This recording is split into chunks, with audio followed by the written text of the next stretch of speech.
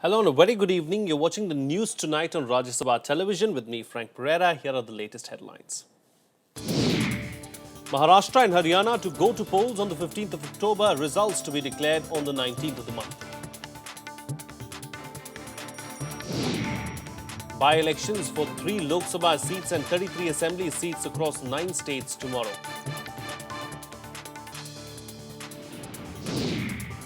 One lakh 30,000 people rescued in Jammu and Kashmir. Supreme Court asks Centre to explain flood rescue and relief measures by Monday. UN report on gender justice makes for alarming reading. India ranks second in child marriages. 42% girls suffer abuse before 19 years.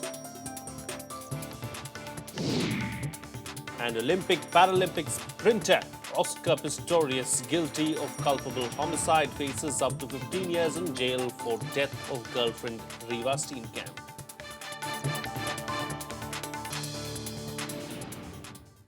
Well, the Election Commission has announced the dates for the assembly elections in Maharashtra and Haryana today. The date for the polling has been scheduled for the 15th of October and the results will be declared on the 19th of the month. The notification for the election will be issued on the 20th of September. Here's a report. It's official now. Maharashtra and Haryana will vote for a new assembly next month. The Election Commission held a press conference on Friday to announce the dates. Date of poll will be on 15th October, which is Wednesday. For both the states? Yeah, for both. It's only one-day poll in both the states and counting on 19th October. The Election Commission said that the notification for the polls will be issued by next week. Before the campaigning picks up in these two states, the poll panel said that Model Code of Conduct is in force with immediate effect.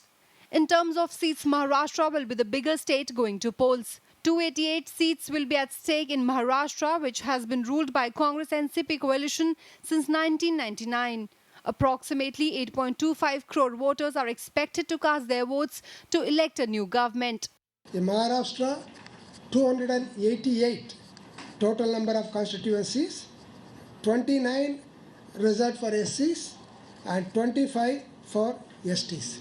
The combine of BJP and Shiv Sena is looking to repeat the performance in the Lok Sabha polls this year. They won 41 out of 48 seats in Maharashtra. NCP won 4 seats while Congress could manage to win only 2 seats. None of these two coalitions have finalized seat sharing between the allies so far.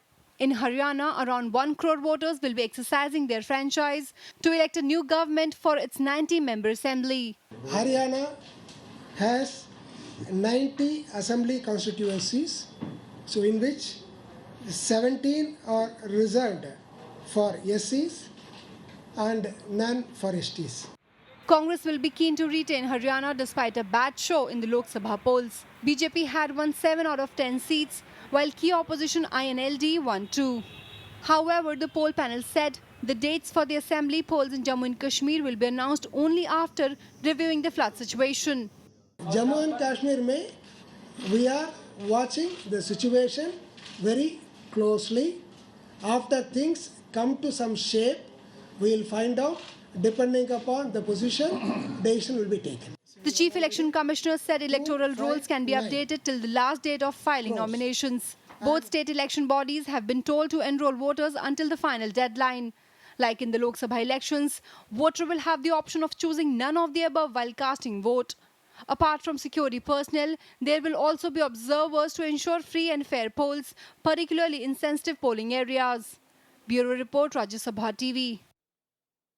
Well, by-elections will be held tomorrow in 3 Lok Sabha seats and 33 assembly seats spread across 9 states. The 3 Lok Sabha seats that are going to polls are Gujarat's Vadodara, Uttar Pradesh's Mainpur and Telangana's Medak. These seats were left vacant by the elected members Narendra Modi, Mulayam Singh Yadav and K. Chandrasekhar Rao. While Modi chose to keep Varanasi seat, Mulayam kept Azamgarh and K.C. Rao gave up his Lok Sabha seat to head the newly formed state of Telangana. Among the by-polls for assembly, Uttar Pradesh has 11 seats at stake. Led by new President Amit Shah, BJP will be looking to continue its good show in the Lok Sabha polls.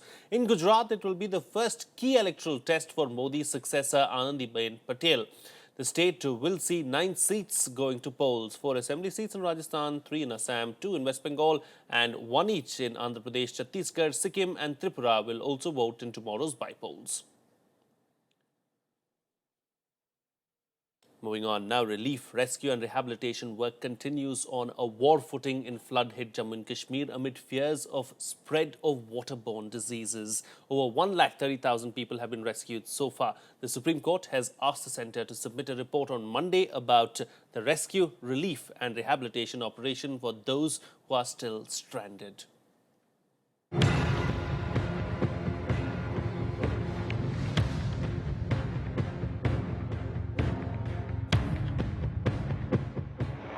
The massive relief and rescue operations undertaken by Jawans and NDRF entered its 11th day on Friday. With around 30,000 Jawans and 89 aircrafts at disposal, the Army and Air Force managed to evacuate 130,000 people so far.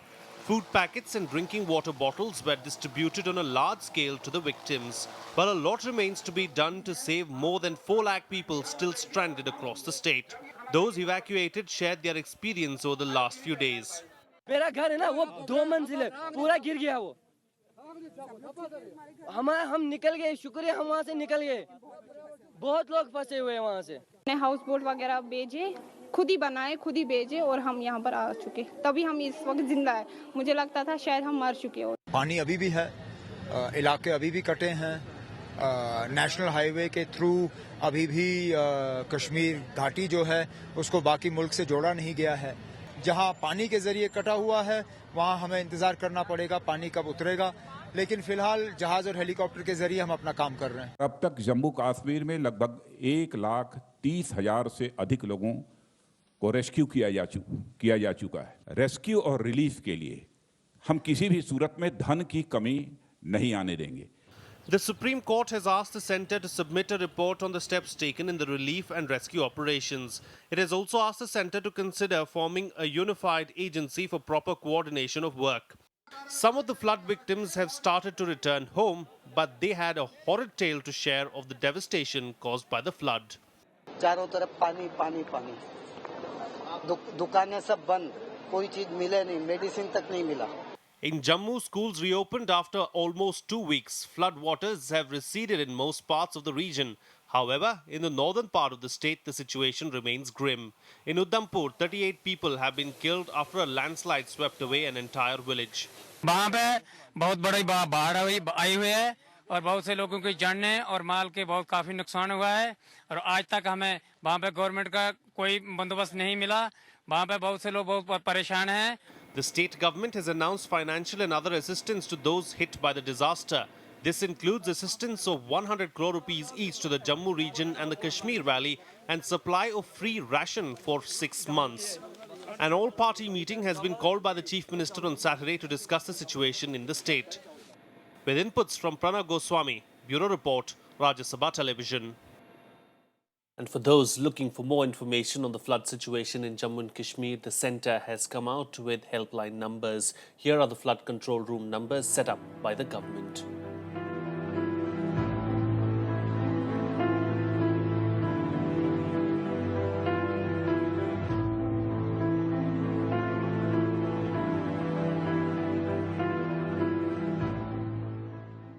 Moving on, now a Delhi court asked the CBI to explain why it was in a hurry to close a case against top industrialist Kumar Mangalam Birla over the allotment of a coal block. The CBI told the court that the original minutes of the screening committee meetings that dealt with Birla-owned Hindalco's application have gone missing. To this, the court sharply rebuked the agency, asking it to get its house in order. The court had earlier asked the CBI to clarify whether the rule of law was followed in allocation of coal blocks to Birla's Hindalco. The CBI filed the case against Birla and former Coal Secretary PC Parak last year in relation to a coal block allocated in 2005 to Hindalco Industries. Meanwhile, former CAG Vinod Rai's remarks on former Prime Minister Manmohan Singh's role in the 2G and coal block allocations have sparked a controversy. In an interview with Outlook publication, he claimed records indicated that the former Prime Minister was aware of the controversial decisions that led to massive losses to the state exchequer. Rai also claimed that he was approached by 3 Congress leaders to drop the Prime Minister's name from the CAG report. Congress refuted the former CAG's allegations. Questions were raised why he didn't file an FIR if he was under pressure. The Congress leader Sanjay Nirupam threatened to take him to court. The BJP termed Rai's allegations against the former Prime Minister as serious. It is very unfair on the part of Mr. Vinod Roy, the retired CNDG, to again and again making this blame, knowing that he is accusing a person whose public life is spotless and clean. जो आज चित्र सामने आया है सही है, प्रधानमंत्री जी की जिम्मेवारी बनती है कि इतने बैक टू बैक इतने करप्शन केसेस हो जाए और आप ये कहोगे कि मुझे पता ही नहीं, ऐसा तो हो नहीं सकता. Meanwhile, Home Minister Rajnath Singh presented a report card of 100 days in office on Friday, drawing a parallel on the working of his ministry with cricket. Of course, the Home Minister said that the working of his ministry is more like playing test cricket. Home Minister extended the ban on Simi for the next 5 years. He also said that the police force in all states will soon have 33% reservation for women. He also said that efforts are underway to ensure better response to terror activities. Police sub inspector स्तर तक जो selection किए जाएं वो इस प्रकार से selection किए जाएं कि 33% ये इसमें महिलाओं का रिप्रेजेंटेशन हो सके. Well, a UN report released today highlighted some of the social problems that persist in our country. India reports the highest number of unregistered children under age 5 in the last 10 years and the second highest number of child marriages. Here's a report. Nearly half of all girls in South Asia marry before the age of 18. While India stands at number 2 on the world stage on child marriages, 42% of its girls are sexually abused before they attain the age of 18. Those are some of the findings of the UN survey report that lays bare what it calls glaring irregularities. The report states that about 100 million children in South Asia are still not registered at birth. The report, called Improving Children's Lives, Transforming the Future, 25 Years of Child Rights in South Asia, by UNICEF, analyzes the progress made over the last quarter century on the key issues that directly affect the lives of children. The birth registration levels in South Asia have increased since 2000, but the progress has been slow. About 100 million children in South Asia are still not registered at birth. At 71 million, India has the largest number of children under the age of 5 whose births were not registered between 2000 and 2012. Income levels and religion are some of the reasons for low levels of registration. More than 1 million newborn babies still die every year in South Asia, often due to inadequate healthcare. Bangladesh has the highest rate of child marriage, where 2 out of every 3 girls marry before age 18. India follows at the second spot, and then Nepal and Afghanistan. Girls with no education are 5.5 times more likely to marry or enter into union as compared to those with at least 10 years of education. The report also talks about the problem of gender-based sex selection. Poor sanitation and low immunization coverage makes South Asia one of the riskiest places in the world to give birth. Bureau Report, Rajya Sabha TV. Well, let's now bring you up to date with the other national news and updates in our segment Nationwide. The Delhi High Court on Friday set aside the Election Commission's show-cause notice against former Maharashtra Chief Minister Ashok Chavan. It had held Chavan guilty of filing incorrect expenses for the 2009 Assembly elections, while asking him to reply why he shouldn't be disqualified. The Supreme Court allowed Italian Marine Massimiliano Latorre to go to his country for 4 months. Latorre was recently hospitalized in Delhi after he reportedly had a mild stroke. Marines Latorre and Salvatore Girone are on bail pending trial and are living at the Italian embassy in Delhi. Both are accused of killing 2 fishermen off the Kerala coast in 2012. The Supreme Court extended its order putting on hold the execution of the death sentence of Nithari case convict Surendra Kohli till 29th of October. The court asked the senior counsel to place before them in bullet points the grounds on which Kohli is seeking a review of the judgment confirming his death sentence by the top court. A Maoist camp was discovered in the Gajapati district of Odisha following an exchange of fire between the police and the rebels. Some arms and ammunition were also seized from the rebel hideout. The police conducted a combing operation in Barimunda jungle with the help of district forces.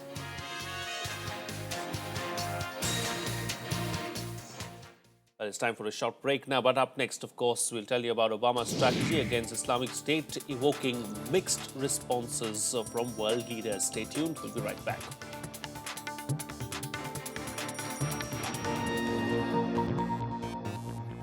Welcome back, you're watching Rajya Sabha Television. Well, the suspense continues over the next government in Delhi. All parties are waiting to see what Lieutenant Governor Najib Jung decides on the matter. Rajya Sabha TV looks at the likely course of action before the Lieutenant Governor. The Delhi Assembly has been in a state of suspended animation since February, ever since the Aam Aadmi Party led by Arvind Kejriwal resigned after being in government for 49 days. So far, no political party has simple majority in Legislative Assembly. The BJP president claims his party is ready to form the government in Delhi. The three-term former Delhi Chief Minister of the Congress also says the BJP should be given the chance. But the problem is that while the BJP is the largest party in the Assembly, it falls well short of a majority figure. So besides the floor test, what are the constitutional options before the Lieutenant Governor to break the deadlock? As for the present controversy, if you are referring to formation of the government, it will depend upon the Uparajyapal, the Lieutenant Governor. If he suggests secret ballot, then the House will consider it and decide either for it or against it. But such an option has few precedents. And then there's also the question as to whether it can even be exercised in present-day democracy. A secret ballot is normally not a procedure which is allowed after the coming into force of the Anti-Defection Act, because then you cannot enforce the whips.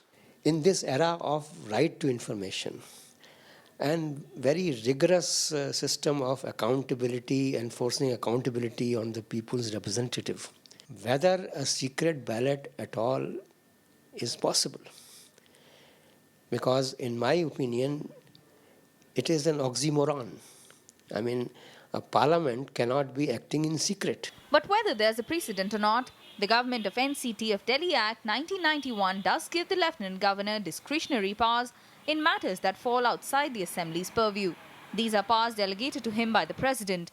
Also, he alone gets to have the final say about whether or not any matter is within his powers. The Lieutenant Governor requires the President's permission to invite the BJP to form the government. On Friday, the Delhi BJP chief had a discussion with the Home Minister, but remained silent on the possibility of an invitation to form the government. Meanwhile, the Aam Aadmi Party has sought an appointment with the President to highlight what it calls the BJP's attempts to form the government by hook or by crook. Anshu Jaisingh's report for Rajya Sabha TV.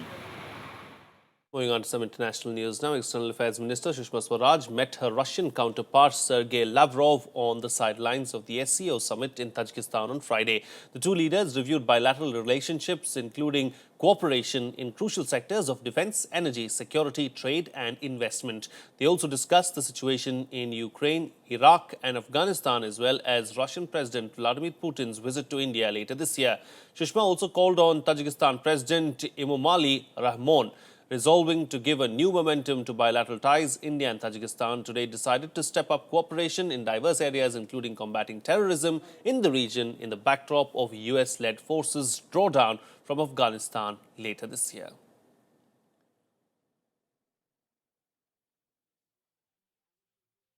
Well, after 6.5 months of trial, a verdict has been handed down in the trial of athlete Oscar Pistorius. Judge Tokozil Masipa handed down her decision on Friday, a day after absolving Pistorius of the murder charges. Here's more.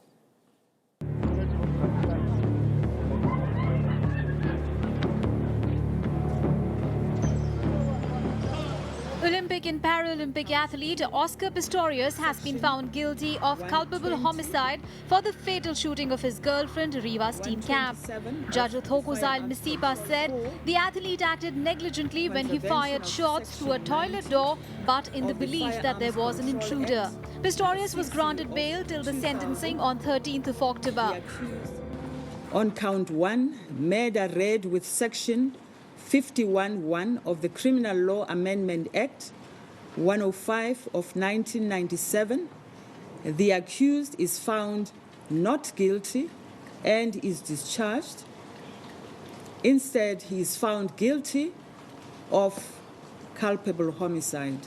I have used my discretion in favor of the accused. I grant the application to extend the bail of the accused on the same conditions.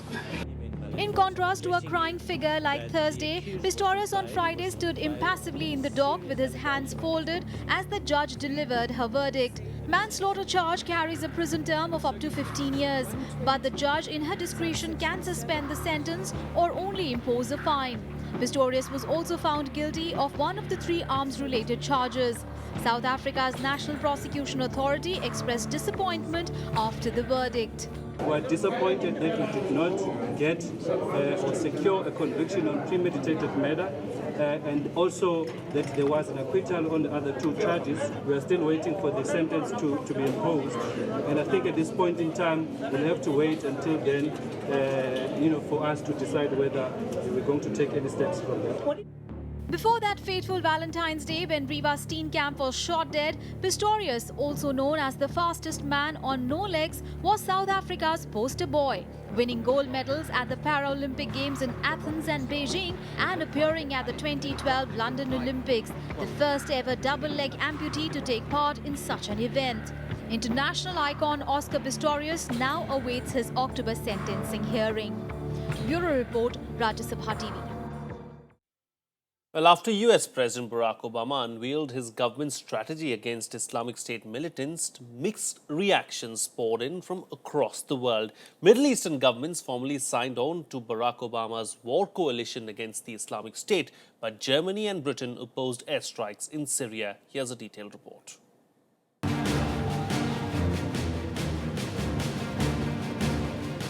Top leaders across the world rallied behind the US on the war against IS. Israel and Iran endorsed the US strategy along with governments from the Middle East. Israel fully supports President Obama's call for united actions against ISIS. All civilized countries should stand together in the fight against radical terrorism that sweeps across the Middle East, sweeps across the world. The announcement of the new strategy announced by President Obama last night, I think it's a wise and a bold strategy. It will help to push back, to defeat ISIS. It relies a great deal on the local forces on the ground. That I'm not sure that we're doing all that we can do to defeat this terrorist threat. And if our goal is to eliminate ISIL, there's a lot of doubt whether the plan that was outlined by the president last night is enough to accomplish that mission.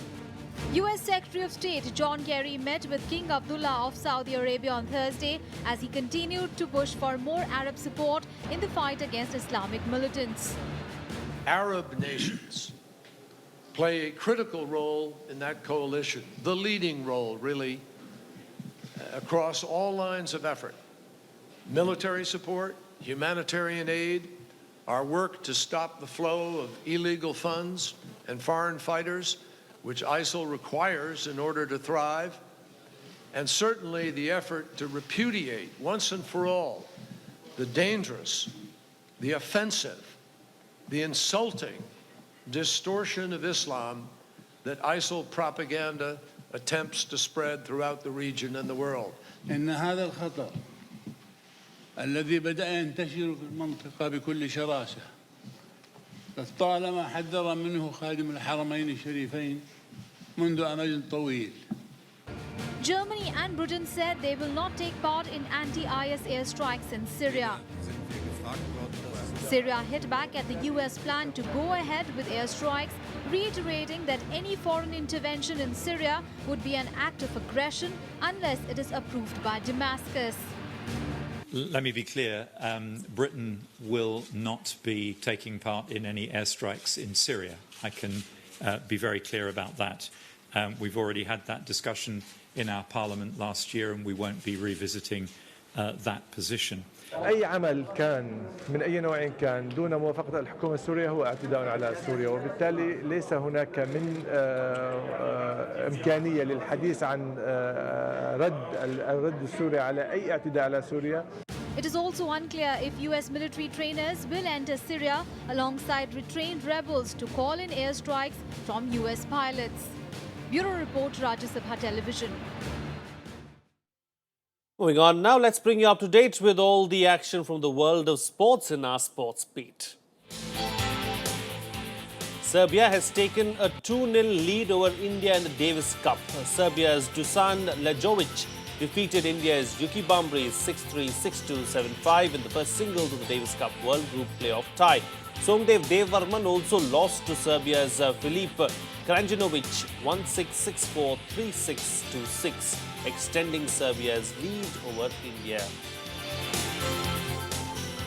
Roger Federer gave Switzerland a 1-0 lead over Italy in the Davis Cup semi-finals by beating Simone Belloli 7-6, 6-4, 6-4. Though the 76th ranked Belloli hit more winners than Federer but failed to convert any of his 3 breakpoint chances, Federer improved his Davis Cup singles record to 36 wins with 7 losses. With just 10 days left for the Asian Games, India's top squash player Deepika Pallikal is likely to pull out. Pallikal and her longtime teammate Joshna Chinnappa are drawn to meet in the quarterfinals. Deepika says that according to the competition rules, 2 players belonging to the same country cannot be in the same half of the draw. Deepika said that she has written a letter to the Federation against the draw.